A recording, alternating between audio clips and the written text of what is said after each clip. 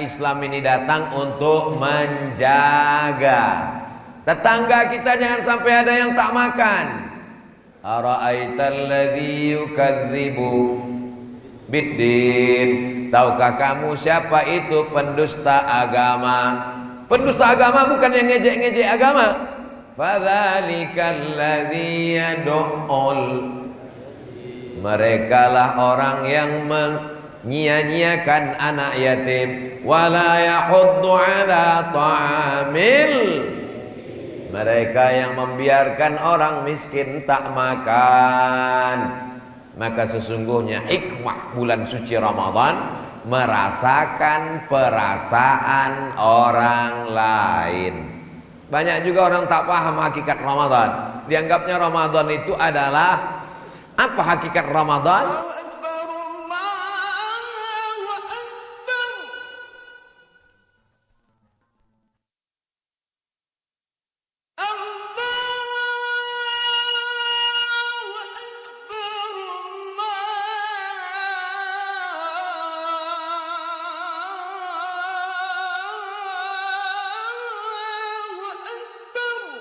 Assalamualaikum warahmatullahi wabarakatuh.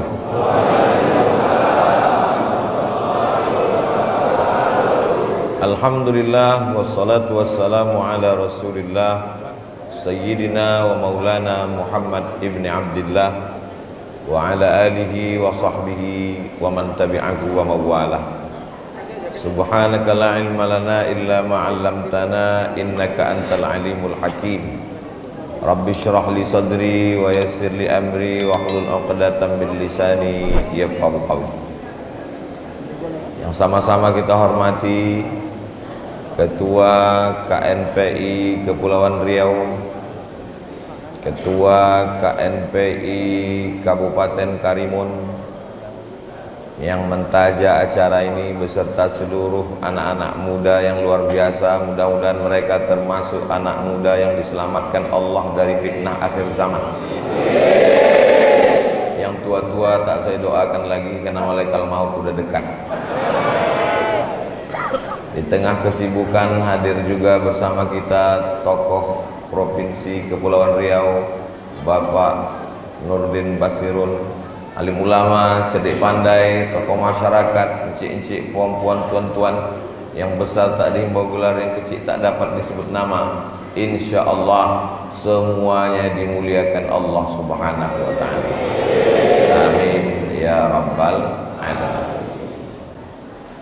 Allahumma barik li ummati fi bukuriha.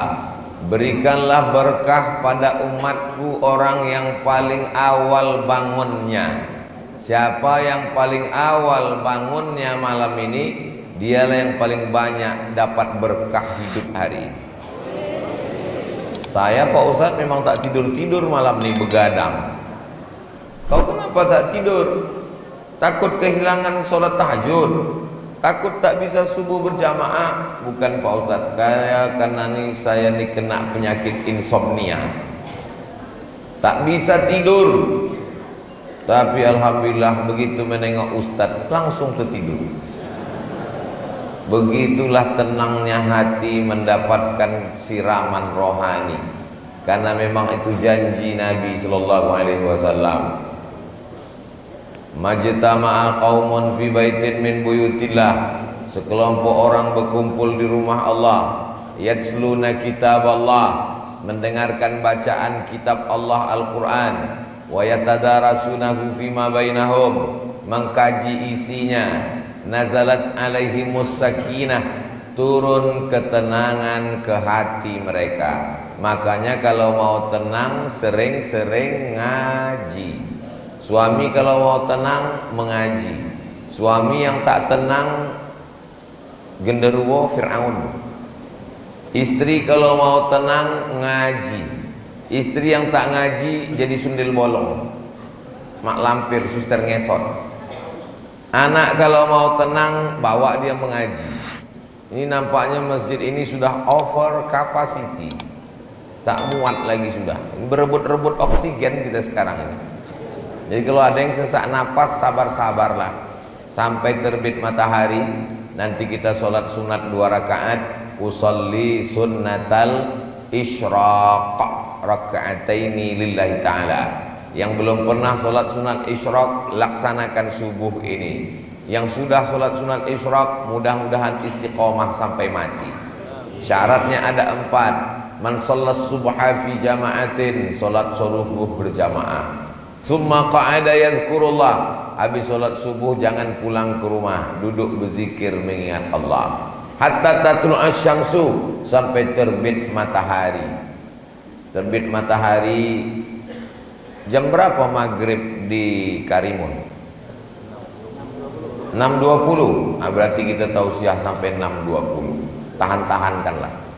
Yang belum pernah mendengar tausiah, itu tausiah itu dianggapnya penderitaan yang tak berakhir, dan ustadz dianggapnya pelengkap penderitaan.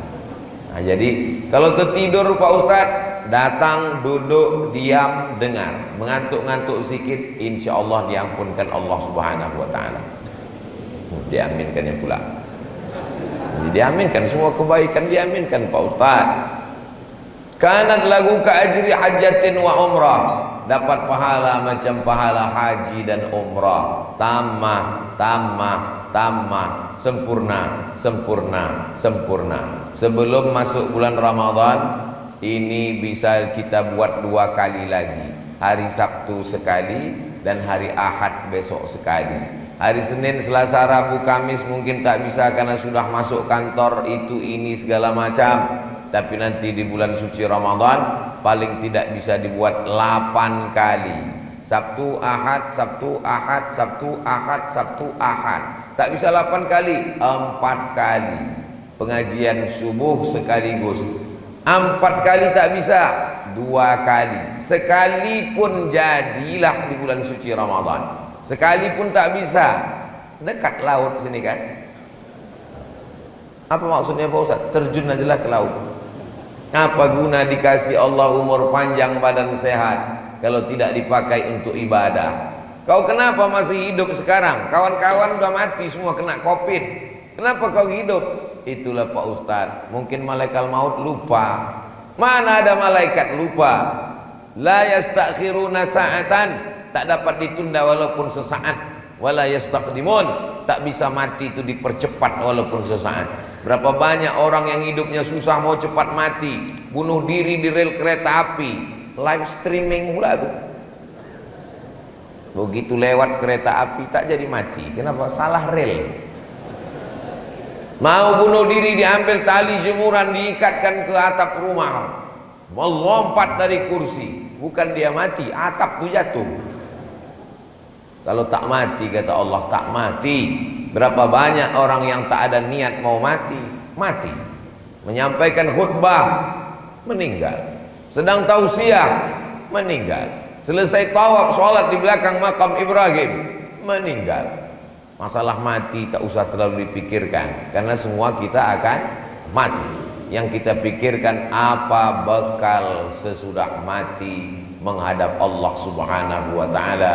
Insya Allah kalau kita istiqamah, Allah berikan kita husnul khatimah, mati dalam keadaan la ilaha illallah Muhammadur Rasulullah sallallahu alaihi wasallam, kalimatul haqqin 'alaiha nahya, dengan itu kita hidup, wa 'alaiha namutu, dengan itu kita mati, wa biha nub'atsu, dengan itu nanti kita akan dibangkitkan di padang mahsyar ma'al habibil mustafa fi jannatikal ula, bersama Nabi Muhammad sallallahu alaihi wasallam. Besok hari Senin, hari Ahad, Senin, Selasa, Rabu, hanya 4 hari lagi sarapan pagi. Banyak orang yang tak suka dengan Ramadan udah sempit tangkai jantungnya menghitung-hitung. Makan siang 4 hari lagi. Datang kawan sebelah, kenapa kau khawatir? Rumah makan hantu kan tetap buka. Cuma ada rumah makan hantu nih Pak Ustadz, badannya tak nampak, kaki aja nampak.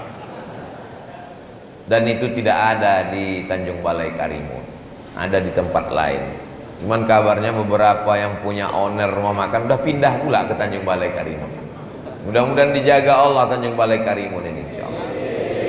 Bapak Ibu jamaah sekalian yang dimuliakan Allah Subhanahu wa taala, tidak ada yang bisa menceritakan tentang lapar secara sempurna dan seragam.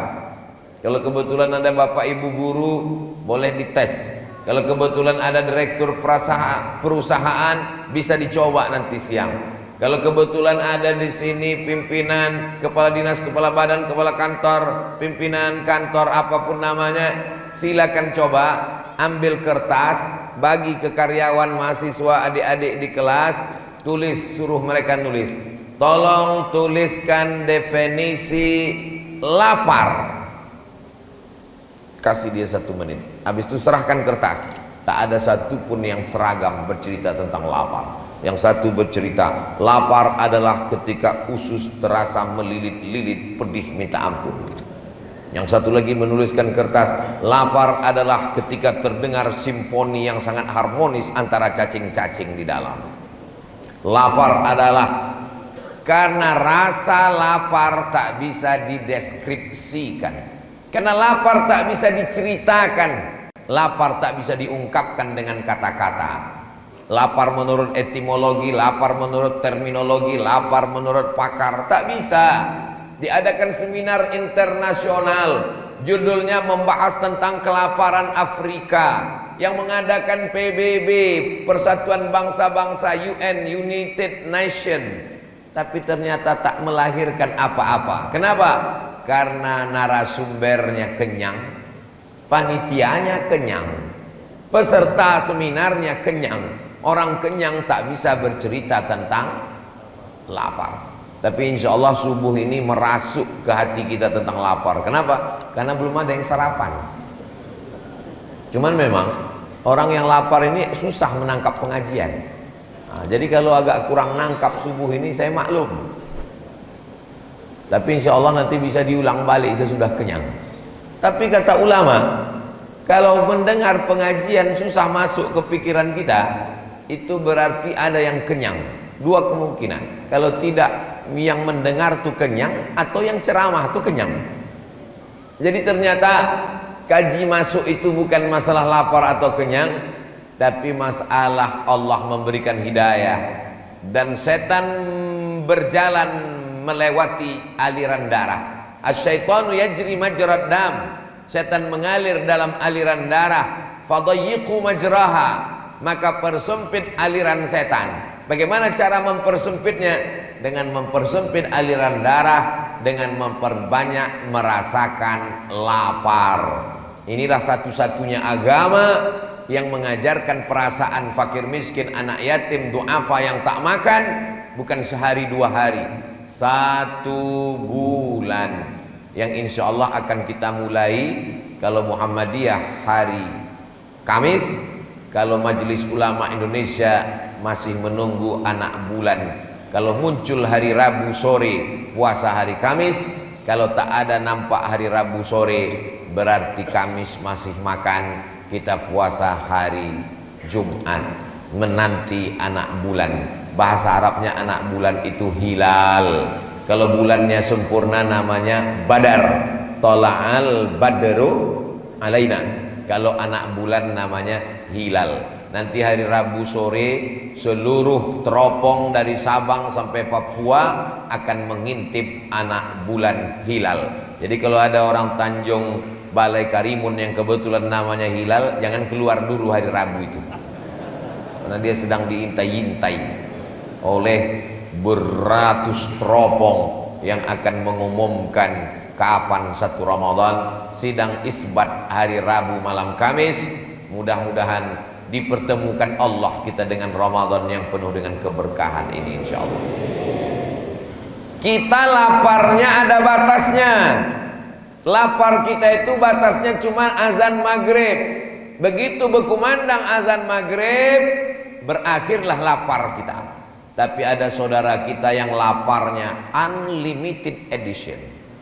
Pagi lapar, siang lapar, malam lapar, melilit tak bisa tidur, lapar lagi. Tadi sebelum kemari saya buka berita, seorang bapak tidak malu minta nasi demi untuk anaknya. ramai dipuji oleh netizen. Memanglah netizen ini, katanya lebih kejam netizen daripada ibu tiri Pak Ustadz. Tapi ternyata menengok orang sanggup menghilangkan rasa malunya, gengsinya demi untuk makan anaknya. Tapi insya Allah Tanjung Balai Karimun tak ada orang kelaparan, insya Allah. Amin. Kenapa begitu Pak Ustadz?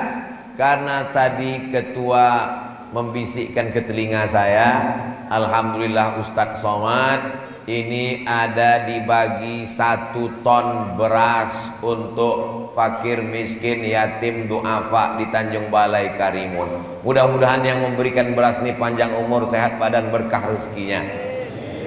Saya tanya, beras ini datang dari mana? Dikasih orang Batam. Orang Batam mengumpulkan beras. Apa nama programnya? GIP, Gerakan Infak Beras. Siapa yang mengutip berasnya? Yang mengumpulkan berasnya anak-anak muda pakai baju kaos ganteng-ganteng, tertulis depan Paskas, Pasukan Amal Soleh. Jadi Paskas ini bukan pasukan Abdul Somad. Mana tahu nanti mengetuk pintu rumah bapak ibu, tapi mereka hanya sanggup ngasih beras 1 bulan ini saja, 1 ton. Bulan depan malulah kita sama orang Batam, mereka pula mengirim beras kemari. Kalau bisa kita sendirilah yang berbagi beras. Beras dari Karimun untuk orang Karimun, beras dari Balai Tanjung Balai untuk masyarakat kita. Siap? Bisa? Dari bunyinya tak siap nampaknya. Siap? Jangan ada dusta di antara kita. 1 ton itu berapa Pak Ustadz? 1 ton itu cuma 13 juta. Jadi hanya perlu 13 orang yang kaya-kaya di Tanjung Balai Karimun. Ada 13 orang kaya di Tanjung Balai Karimun? Oh, dari suaranya lebih 13 orang itu. 13 orang berkumpul sejuta, selesai. Oh Pak Ustadz, kalau 13 orang ini Pak Ustadz pun banyak juga tanggungan dia. Dipecah lagi, 100.000 1 orang, 100.000 1 orang, 130 orang hanya 100.000. Ada 130 orang yang siap ngasih 100.000? Makin sedikit suaranya. Tak mungkin orang Tanjung Balai Karimun yang kaya-kaya dibukanya matanya, terhampar luas laut sejauh mata memandang, ikannya segar-segar, memandang ke belakang gunung, tanahnya subur, gemah ripah loh jenawi, tongkat dan batu jadi tanaman, untayan zamrud katulistiwa. Nikmat yang besar nih kita mesti syukuri dengan berbagi. Itu Pak Ustadz 130 orang, kalau 1 orang 100.000. Tapi program infak beras GIP tidak memberatkan orang. Berapa dia minta? Sehari 1.000 rupiah. Kalau sehari 1.000, sebulan berapa? 25.000. Loh, kalau sehari 1.000, sebulan 30.000. 30.000 lah Pak Ustadz. 25.000 karena tanggal merah tidak dihitung guys. Tanggal merah 0. Hanya 1.000 sehari. 1 bulan 25.000 yang bisa langsung transfer banking, langsung ke gerakan infak beras. Yang tak sanggup, datang Paskas mengetuk pintu rumah. Paskas tak begaji, bajunya Paskas, topinya lelahku lillah. Pakai sepeda motor, minyaknya dia tanggung sendiri. Dia mengambil, mengutip dari rumah ke rumah, 1.000, 2.000, 10.000 terkumpul, dibelikannya beras. Mereka yang mengutip, mereka yang mengumpul, mereka membagikan. Beras orang Tanjung Balai Karimun tidak dibawa ke kota Pekanbaru. Oh begitu kaedahnya ya. Beras orang Karimun hanya untuk orang Karimun. Itu buktinya kenapa beras Batam bisa dibawa kemari surplus. Batam mengalami kelebihan beras, dikasihnya ke Tanjung Balai Karimun, tapi untuk sebulan ini aja lah.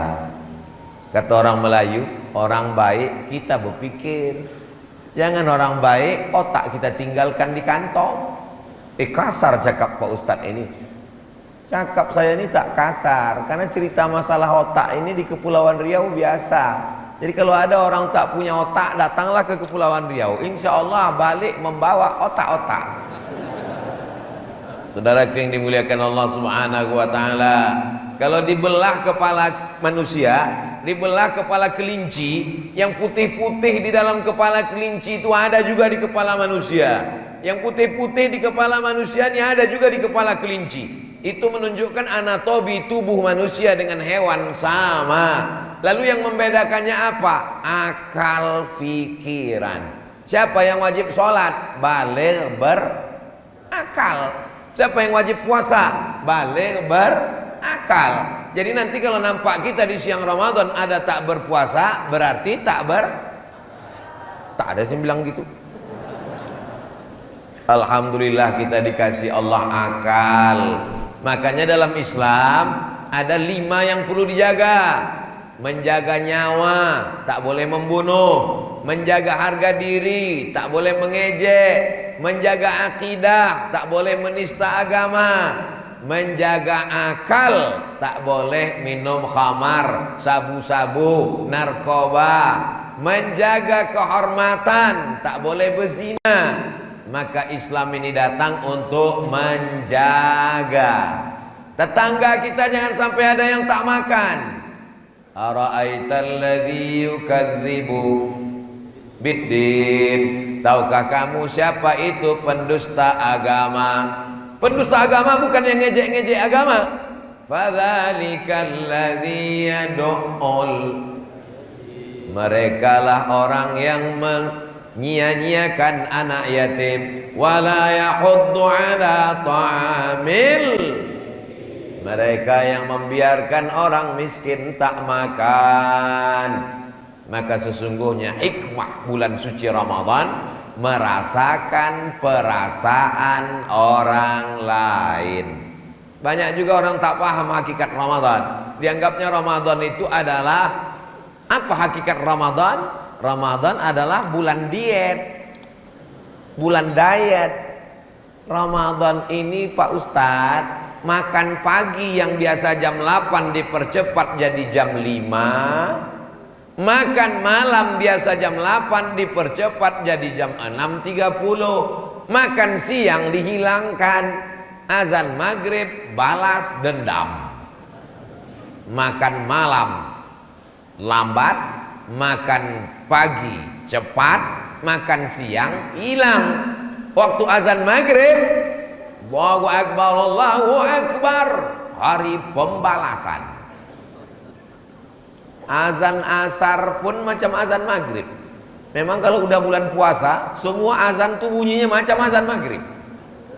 Mudah-mudahan diselamatkan Allah kita sampai Ramadan berakhir insyaallah. Dulu Nabi mengajarkan doa, Allahumma barik lana fi Rajab wa Sya'ban. Berikan kami berkah di bulan Rajab dan bulan Sya'ban. Minta sampaikan ke bulan Ramadan. Wa ballighna Ramadan. Sampaikan kami ke bulan Ramadan. Kita ibarat mau masuk pintu istana, sikit lagi sampai.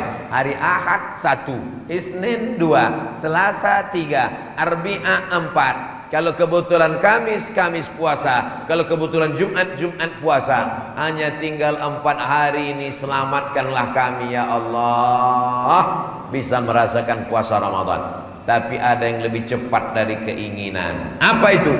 Yang lebih cepat dari keinginan adalah Mimda tema taya bawati. Mati. Tak ada yang bisa menunda kematian. Dokter spesialis pun mati, apalagi mantri. Orang kaya mati, orang miskin lebih cepat. Saudaraku yang dimuliakan Allah Subhanahu wa Ta'ala, la yabitu sab'anan. Kalau ada orang yang bisa tidur lelap, wajaruhu ila jambihi ja'i'un, tetangga sebelah rumahnya kelaparan, laisa bil mu'min, tidak diakui imannya. Kau orang beriman? Ya, pakai baju koko, pakai peci, pakai topi haji, pakai sorban, pakai jubah, datang ke masjid. Laisa bil mu'min, tak diakui imannya. Sampai kapan? yabitu syab'anan, tidur perut kenyang, wajaruhu ila jambihi ja'i'un, tetangga samping rumah kelaparan, mati dia, tak diakui keimanannya.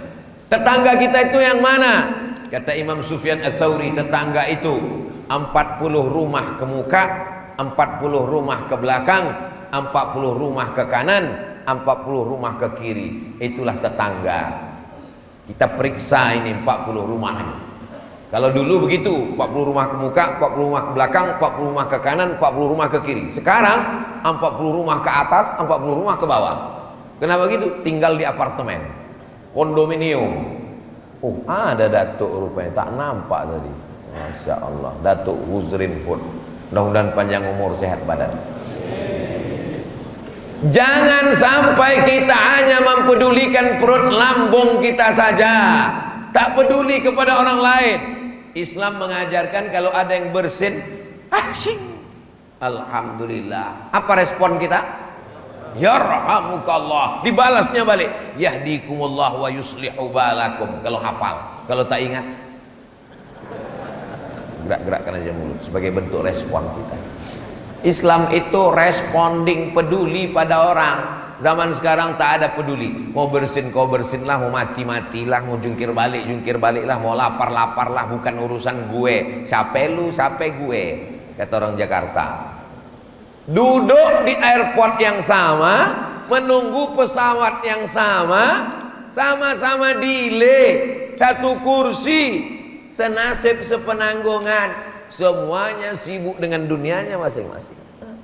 Pingsan kawan sebelah, bukan ditolong, dipoto pula. Ada kawan pingsan di sebelah, guys. Posting langsung di Instagram, di Facebook, di komen sama kawan sebelah. Kesian.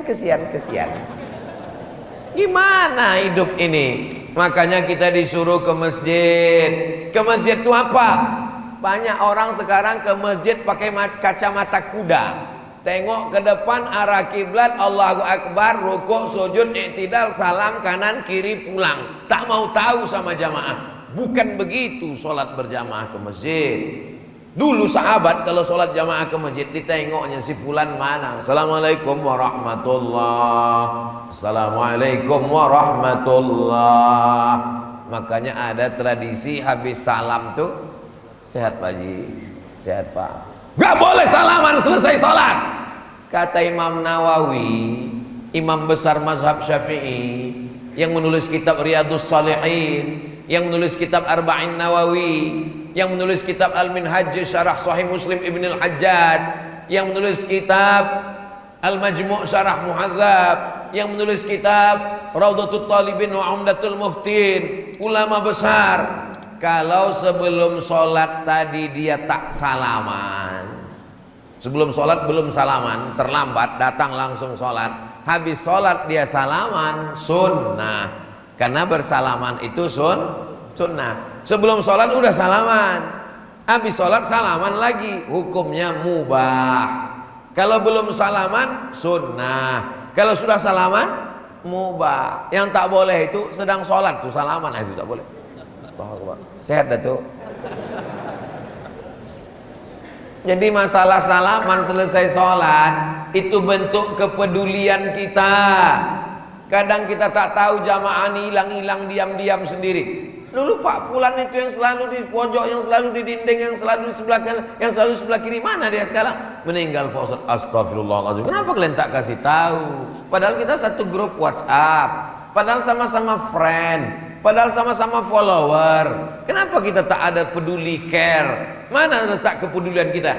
La yu'minu ahadukum, kalian tak diakui sebagai orang beriman hatta yuhibba li akhih, sampai kau sayang kepada saudaramu ma yuhibbu li nafsih, sama seperti sayang pada diri sendiri. Inilah yang ditanamkan lewat puasa ini. Makanya orang yang besar pahalanya, man fattara shaiman, siapa yang menyiapkan buka puasa untuk orang yang berpuasa, kana lahu mithlu ajri shaim, dia dapat pahala macam orang yang puasa. Cobalah tengok di Masjid Nabawi. Masuk kita ke Masjid Nabawi, berlomba-lomba anak-anak kecil menarik tangan kita. Haji, haji, haji, haji, haji, haji. Buka puasa haji, menarik tangan. Panjang umur, sehat badan, mudah-mudahan kita bisa berpuasa di Makkah, Madinah.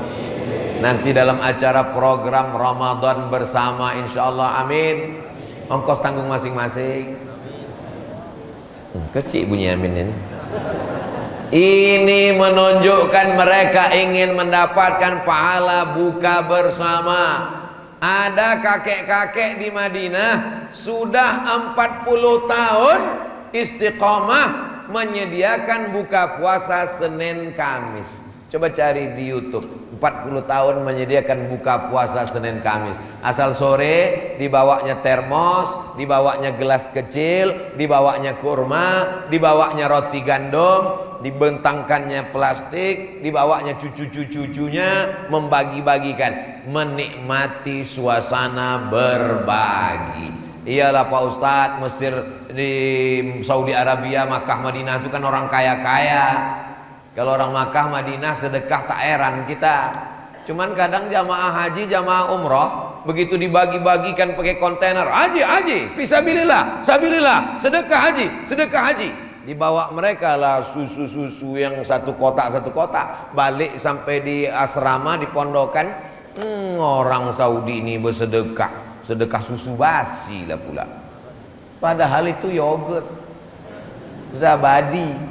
Untuk menetralisir kolesterol, mereka minum susu yang sudah difermentasi, asam-asam sikit dia. Kadang yang tak tahan dicampur dengan stroberi, dicampur dengan jeruk, dikasih gula sikit, nikmat itu. Tapi orang kita tak tahu, dibilangnya kalau sedekah-sedekah aja lah, jangan kasih susu basi. Yogurt bagus, bergizi, membantu usus, pembusukan makanan. Ini baik sekali untuk kesehatan. Jadi mereka berlomba-lomba bersedekah, berbagi. Jamaah yang dimuliakan Allah Subhanahu wa taala, saya sampai Mesir 98, pulang 2002. Selama di Mesir 4 kali bulan Ramadan saya di sana. 4 kali puasa, tak pernah masak pembukaan. Terus buka puasanya di mana? Di Mesir itu, dekat masjid, dekat stasiun bis, dekat tanah lapang. Asal nampak mereka tanah lapang, ini seminggu menjelang bulan puasa, mereka pun berlomba-lomba membuat tenda-tenda. Di bawah tenda itu dipasang kursi, meja. Nama tendanya Maidatur Rahman. Maidah diambil dari surat Al-Maidah. Maidah artinya meja makan. Rahman Allah. Jadi kalau diterjemahkan meja makan Tuhan. Apa pula ada meja makan Tuhan? Tuhan bukan makan. Tuhan kita tak makan. Lam yalid walam yulad walam yakul lahu kufuwan ahad. Kenapa disebut meja makan Tuhan? Karena yang bersedekah makanan tak mau disebut namanya. Tak tahu. Karena tak tahu itu maka dinisbatkan kepada Allah. Sore-sore jam 6 itu kemah-kemah, tenda-tenda yang berisi makanan itu udah penuh semua. Siapa isinya? Mahasiswa Indonesia. Asal sampai situ jam 6 nampaklah yang pesek-pesek. Hari pertama ayam. Menunya 3 hari sekali berputar. Hari pertama ayam. Ayam di Mesir itu besar-besar. Orang Mesir itu motong ayam 2 kali potong. Potong sekali, seperempat. Bukan macam kita, hancur ayam tuh. Apa namanya? Cincang. Sampai kita pun bingung, tak nampak lagi bentuknya. Ini ayam apa kata? Hari kedua daging. Daging besar-besar, potong 4 macam sabun telepon. Hari ketiga ikan. Ikan itu tak dipotong, 1 ekor besar-besar dalam piring. Azan maghrib, makan korma, minum teguk air. Allahumma laka sumtu wa bika amantu ala rizqi aftartu bi rahmatika ya arhamar rahimin. Zahaba dhama'u wa batallatil uruq wa thabatal ajru insyaallah. Habis salat maghrib berjamaah. Habis itu makan ramai-ramai. Cuman masakan Mesir ini kadang kurang cocok ke lidah karena dia pakai pil-pil aswad, jintan hitam, pakai bawang bombay, dan yang paling tak bisa sama orang Indonesia, tak ada cabai. Tak pedas. Kita nih kalau tak pedas tak masuk ke dalam. Orang Mesir tak bisa makan pedas. Cabai itu mereka fermentasi jadi asin jadinya. Nah itu, jadi banyaklah mahasiswa ini kalau udah jam 6 sore menggiling cabai dalam plastik supaya nanti berselera makan buka puasa. Setelah pulang ke Pekanbaru, kumpullah saya dengan kawan-kawan alumni Azhar. 4 tahun kita dulu makan gratis bulan puasa. Maka saya ingin kita bawa juga tradisi itu ke Pekanbaru. Alhamdulillah sudah berjalan 3 tahun. Ini Ramadan yang ketiga. Kami buat kemahnya sama, Maidatur Rahman. Ramadan ini menyediakan 1000 porsi buka bersama gratis tiap sore. Mudah-mudahan menular pula ini ke tempat-tempat lain seluruh Indonesia insyaallah. Amin. Orang Mesir tak macam kita. Orang Mesir kalau dia ngasih buka puasa itu tidak formal-formal. Misalnya dia naik bis, nampaknya anak Indonesia, langsung panggilnya. Indonesia, orang Indonesia, ta'al, come here. Diambilnya dompet kasih. Nih, nanti kalian buka bersama nanti di rumah ya. Gitu. Tak macam kita. Kita kalau buat acara buka bersama formal, diundang, suruh datang jam 5. Baca Yasin 3 kali. Anak yatim jam 5 disuruh datang baca Yasin. Wa subhanalladzi biyadihi malakutu kulli syai'in wa ilaihi turja'un. Shadaqah. 2 kali lagi deh. Udahlah jam 6 dah, setengah jam lagi suruh pula tahlil, tahtim tahlil. La ilaha illallah, la ilaha illallah. Saking kan lapar. Udahlah mau jam 6.25, udah mau tenggelam matahari, udah mau azan maghrib, berembuslah kipas angin tadi kencang, terbukalah koran penutup piring, nampaklah mie kurus-kurus, mihun. La ilaha illallah. Makanya saya dari dulu, dari sejak almarhumah emak hidup lagi sampailah sekarang, kalau mengundang anak yatim, fakir miskin, duafa, tetangga, jiran, kawan, sahabat berbuka bersama, jangan banyak-banyak, panjang-panjang menyiksa orang. Baca Fatihah sekali, Qul huwallah 3 kali, Qul bil falaq sekali, Qul bin nas sekali. Kirimkan untuk almarhumah, berdoa, makan. Karena undangannya undangan makan. Kenapa menyiksa orang? Kalau kita mau menghadiahkan, baca Quran tuh, hatamkan sehatam Quran bulan Ramadan, hadiahkan ke almarhumah. Ini menjadi pelajaran. Banyak pelajaran saya ambil di Mesir. Ada orang kaya namanya Muhandis Abdus Salam, tiap bulan memberikan bantuan. Waktu itu krisis moneter. Ustadz Haruna Hasim sampai ke Kairo tahun 1992, kakak kelas saya sampai 98. Malang tak dapat ditolak, untung tak dapat diraih. Datanglah krisis moneter 97-98. Indonesia sudah menyiapkan pesawat Hercules untuk menjemput mahasiswa Indonesia yang ada di Kairo. Kenapa dijemput pakai Hercules? Karena Hercules tak ada kursinya di dalam. Pesawat Hercules itu tak ada kursi. Itu untuk terjun payung sama perang. Itulah menjemput mahasiswa Indonesia supaya bisa duduk ramai-ramai di dalam lesehan. Apa kata orang Mesir? Selama kami hidup tidak boleh ada anak Indonesia satupun yang pulang. Waktu itu yang jadi duta besar Indonesia di Kairo adalah Bapak Dr. Hasan Wirayuda. Lalu saya pun berjumpa dengan beliau di rumah Bapak Gubernur Banten. Karena kebetulan Gubernur Banten itu adik kandung beliau. Pas acara makan di situ, Ustaz Somad, nanti Pak Dubes datang. Oh senang sekali, saya mau silaturahim, lama tak jumpa sejak pulang dari Kairo.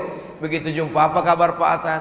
Alhamdulillah sehat Ustaz Somad. Bapak kan pernah jadi Dubes di PBB New York. Betul. Bapak pernah jadi Dubes di Amerika, di Eropa. Betul. Bapak keliling dunia. Iya. Mana negeri yang paling Bapak berkesan? Yang saya paling berkesan Mesir Ustaz Somad. Kenapa Mesir? Mesir bukan negara maju, Mesir bukan negara kaya. Mesir dengan kesederhanaannya. Apa yang membuat Bapak berkesan? Waktu krisis anak Indonesia mau dipulangkan, saya keliling meminta bantuan orang Mesir. Tiba-tiba datang seorang anak muda, Ustaz Somad. Anak muda ngasih uang. Jangan ada anak Indonesia yang pulang, Pak Dubes. Ini bantuan dari saya. Lalu saya panggil Intel, tolong cek, ikuti anak muda nih, mana dia, siapa dia. Diikuti anak muda, ternyata pedagang buah pinggir jalan, Ustaz Somad. Datang orang Mesir ke kedutaan Republik Indonesia di Aisyah Al-Temuria, Kairo. Apa kata dia? Pak Duta Besar, saya tidak kaya, saya cuma punya mesin fotokopi di pinggir jalan. Tapi kalau anak Indonesia datang mau fotokopi, gratis. Peduli. Jadi kalau ada orang mengatakan pernah dia ke Mesir, apa Mesir itu negeri Fir'aun? Karena kebetulan yang jumpa Fir'aun itu Fir'aun juga. Sesama Fir'aun, yang satu circle dia. Tapi kalau dia orang baik, insya Allah berjumpa dengan orang baik. Mana buktinya? Nih, sesama pejuang subuh berjumpanya waktu sholat subuh. Maka jangan heran, kenapa lah kawan aku nih pemabuk semua Pak Ustaz? Karena kau mabuk, sakau. Masa lalu, siapa yang tak pernah punya masa lalu? Semua orang pernah masa lalu hitam kelam. Tapi insya Allah diterima Allah taubat kita dengan taubat nasuha. Apa tanda taubat kita diterima Allah Pak Ustaz? Ada perubahan. Sebelum hijrah orangnya pelit, bin bakhil, bin medit, bin kikir, bin kedekut, bin apa lagi? Hah? Tangkai jering. Tangkai jengkol. Pelit minta ampun. Kalau makan sama dia di rumah makan, sampai waktu membayar pura-pura mencret ke belakang. Inilah orang yang paling pelit. Kenapa? Duit dia jangankan dimakan orang, dia sendiri pun tak mau makan duit dia. Itu kan parah itu. Pergi pagi pulang putang, peras keringat banting tulang, kepala jadi kaki, kaki jadi kepala, tulang langgang lintang pukang. Duit dia pun tak mau dia makan. Duit orang juga dimakan dia. Duit dia disimpannya di bank, gaji utuh tak pernah keluar. Untuk siapa? Untuk dokter spesialis. Duit yang tak dikeluarkan itu akan keluar juga dengan caranya sendiri. Tak ada angin, tak ada hujan, datang diabetes meletus, datang asam urat, datang asam lambung, datang macam-macam penyakit.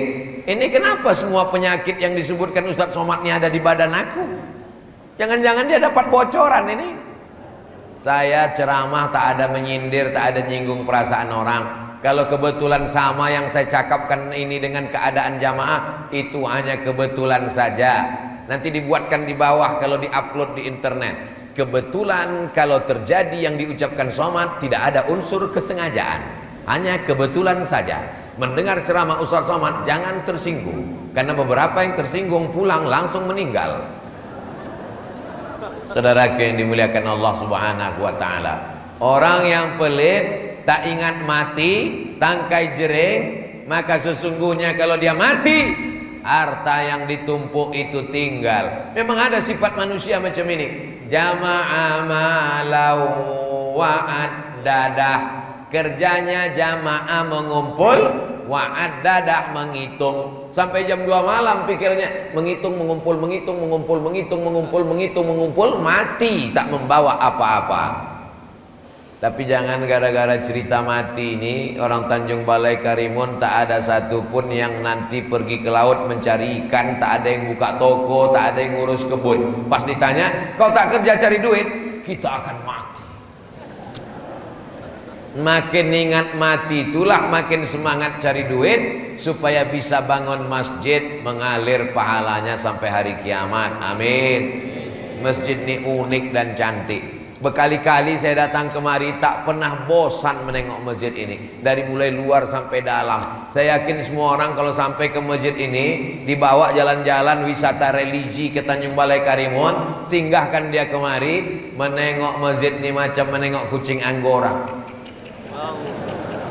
Tegak di bawah, di atas bukit nampak lautan terampar cantik indah foto. Masuk ke dalam, Masya Allah cantik luar biasa, lampunya pun tak ada di tempat lain ini, luar biasa walaupun mati. Ya tak boleh pakai listrik mubazir banyak-banyak. Masjid ini cantik, small tapi manis luar biasa, penuh sampai ke bawah, lantai 2. Tradisi orang Melayu, rumah bertangga berlantai 2. Ini menggabungkan kombinasi arsitektur yang cantik. Islam ini innallaha jamilun, Allah maha indah, yuhibbul jamal, dia suka keindahan. Jadi kalau ada orang bajunya bagus, sendalnya bagus, kendaraannya bagus, rumahnya bagus, boleh apa tak boleh? Boleh. Tapi jangan sampai gara-gara ingin bagus lalu tak berzakat, lalu tak mengeluarkan infak, lalu tidak memberikan sedekah. Maka alhamdulillah anak-anak muda bulan puasa ada program namanya Sahur on the Road. Wow, Sahur on the Road. Banyak tunawisma orang miskin tak bisa puasa. Maka anak-anak muda membuat sahur on the road, bagi makanan, nasi kotak, nasi bungkus, sahur pak, sahur, sahur di terminal, di bis, musafir yang putus belanja, sahur, sahur, sahur. Besok siang, rupanya dia tak puasa. Terus ditanya, kau kenapa tak puasa? Innamal a'malu binniyat. Yang penting niatnya udah sampai. Mana bisa begitu? Ini puasa, ini ibadah yang tidak bisa ditebus dengan apapun. Anak-anak muda jangan sampai tinggalkan puasa. Sedangkan ibu hamil mengandung menyusukan anak pun wajib mengqadha puasanya. Faman kana minkum maridan, siapa yang sakit, au ala safarin, musafir, fa iddatum min ayyamin ukhar, ganti di hari yang lain. Tapi ada orang Ramadan sakit, Syawal sakit, Zulqa'dah sakit, Zulhijjah sakit, ini bisa membayar fidyah. Bayar fidyah itu berapa Pak Ustadz? Makan pagi, makan siang, makan malam. Dulu Kementerian Agama menetapkan 50.000 sehari. Jadi kalau 1 bulan 1,5 juta, bagikan kepada miskin. Begitulah kepedulian dalam Islam. Kalau kolak, nasi uduk, ayam panggang lewat di leher kita jam 6.30, maka lewat di leher fakir miskin juga jam 6.30. Jangan dia lewat di leher kita 6.30, lewat di leher fakir miskin jam 11.30. Pulang tarawih, banyak makanan berlebih, tolong antar ke belakang, anak yatim belum makan. Diantarlah ke rumah anak yatim fakir miskin jam 11. Dimakannya jam 11.30. Udah masam, mak basi, makan aja lah nak, sedekah orang. Dimakannya jam 12, jam 1 meninggal. Bukan dapat pahala, neraka jahanam untuk engkau. Makanya kalau bersedekah itu sore. Saya tinggal di asrama waktu di Maroko. Pulang kuliah, saya tengok di depan masjid 2 drum warna biru, besar-besar, setinggi tegak drum, pukul penuh. Apa isinya ini? Ini namanya bubur harira. Jadi kalau di Mesir ada tradisi Maidatur Rahman, kalau di Maroko ada tradisi berbagi bubur harira. Orang kaya di Rabat Maroko mengirim 2 tong besar untuk kami buka puasa. Habis itu saya pindah ke Malaysia. Di Malaysia ada pula bubur lambu. Di Medan Masjid Raya ada pula bubur apa namanya itu? Bubur pedas namanya. Bubur macam ada kacangnya ada. Ada pula di 10 Muharram bubur Asyura. Kenapa bubur? Kalau saya memang untuk buka puasa tuh suka bubur. Kenapa? Tak panjang proses mengunyahnya. Kanan kiri gol langsung. Usus kita tak berat. Yang manis-manis. Makanya dianjurkan jangan es. Memang maunya tenggorokan ini es, tapi kalau sudah masuk dia radang tenggorokan, batuk, berdahak, nanti terganggu ibadah kita. Baca Quran, flu, batuk, jaga kesehatan. Bagusnya seperti sunnah Nabi, minum seteguk 2 teguk, masukkan kurma sebutir, 3 butir, 5, ganjil. Alhamdulillah saya udah kenyang Pak Ustadz. Udah 3 tadi masuk Pak Ustadz. Sunnah Pak Ustadz, 3 butir, 3 kotak Pak Ustadz. Hawa nafsu ini luar biasa. Maka di bulan Ramadan kita diingatkan tentang hawa nafsu. Di siang Ramadan laut itu, kalau ada orang di Tanjung Balai Karimun ini tegak di depan Masjid Baitur Rahman, tegak di depan Masjid Baitur Rahman menengok laut, itu ditengoknya itu macam cincau, tinggal ngasih santan aja ini kata dia. Tapi begitu azan maghrib berkumandang, Allahu Akbar, Allahu Akbar, masuk 2 teguk air. Mana hawa nafsu siang tadi? Islam mengenalkan hawa nafsu tidak berteori. Islam mengenalkan lapar tidak berteori. Rasakan, laksanakan. Kalau lapar menyentuh lambung, buka puasa nasinya membumbung. Tapi kalau lapar menyentuh hati, ringan tangan berbagi. Hanya 520 orang bersedekah sehari 1.000 rupiah di Tanjung Balai Karimun, terkumpul 1 ton. Saya yakin dan percaya penduduk kota Tanjung Balai Karimun 174.000 orang. Kalau 1 orang aja ngasih 1.000 rupiah, banyak. Dibelikan ke beras, berenang kita dalam beras, berenang sambil minum beras. Saudara yang dimuliakan Allah Subhanahu Wa Taala, sampai kita jam 6.20. Sekarang kita sholat sunat isyraq 2 rakaat. Usolli sunnatal isyraq raka'ataini lillahi ta'ala. Mudah-mudahan kita istiqomah insyaallah.